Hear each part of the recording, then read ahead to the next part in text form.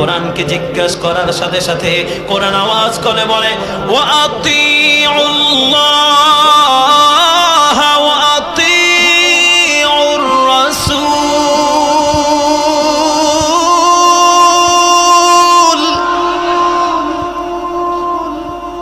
ও দুনিয়ার গোলাম, যারা আল্লাহকে তালাশ করতে চাও, যারা আল্লাহর প্রেমিক হতে চাও, যারা নবীর খাস উম্মত হতে চাও, তারা অবশ্যই আল্লাহর কদমে সিজদা করো, ঠিক কিনা বাবা?